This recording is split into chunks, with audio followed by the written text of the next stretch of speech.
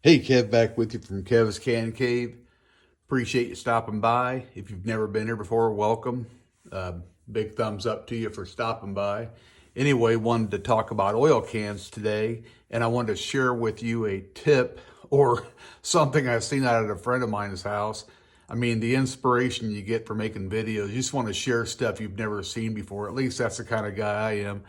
Anyway, yeah, I knew him for 15 years when he was on the railroad, and he was a 25-year coal miner before that. So talk about a guy that's been around some shop environment and seen something out of his shop that I'll share just here in a little bit. But let's talk about oil cans real quick. If you're out looking, garage selling, auction, or whatever, and you see these little miniature oil cans, you can kind of look at them, and if they don't have a barcode on them, they're an oldie. Not saying that if they don't have a barcode, this is a 50-year-old can with a barcode. But if they're pre-barcode, you know that the barcodes came out about in 1970. I think the first scanner was 1974. Here's a neat little one right here. And it's dated 1968, which you very rarely see the dates on cans, but that's kind of cool. But just thought I'd kind of throw that in there. But getting around to regular shop type oilers, here's one, just a little advertising piece from Eagle. Eagle's been around 125 years, still make cans out in West Virginia, to my knowledge. Not saying these are super rare or anything, but I love clicker oilers. But I wanted to talk about this oiler right here and what I've seen my friend do with it, which I thought was pretty cool. And I like using them to prime the oil return after I change oil on Old Green.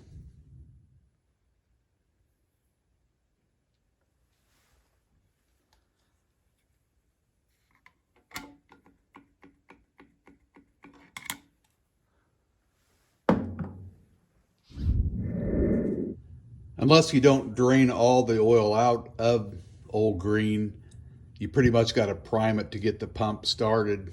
And that means, I mean, take off your top gas cap on your right hand side, your top oil cap, and you get a little nervous when it's not pumping, so you want to get it primed. But just one other quick thing about cans that I thought was neat is just like this Prince Albert, not a super rare can. I did a video on it earlier, or a short, but the way it advertises the old timer knives, I love a good old fashioned oil can.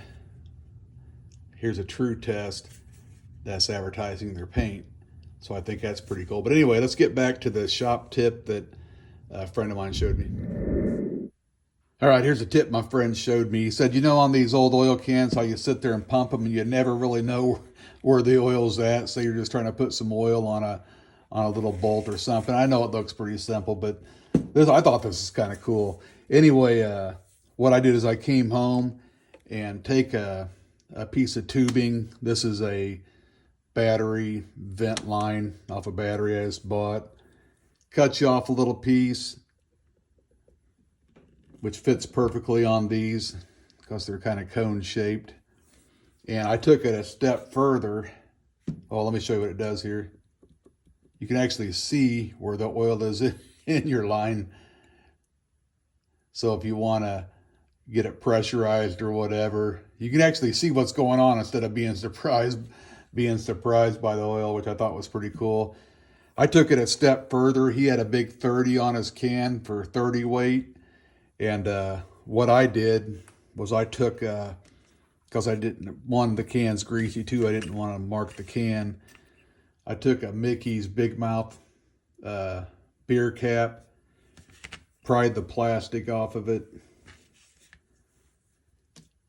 took some letter set.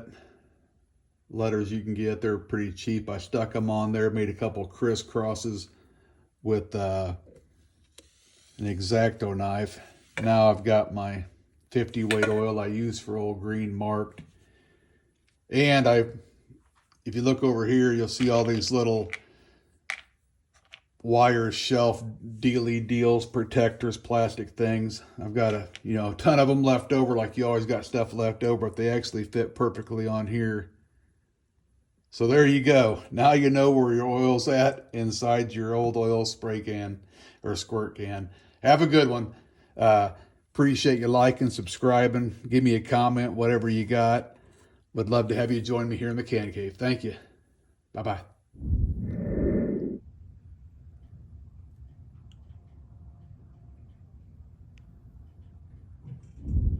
Here's one that don't click because it's not an oil can, it's a miniature funnel. I thought it was kind of cool.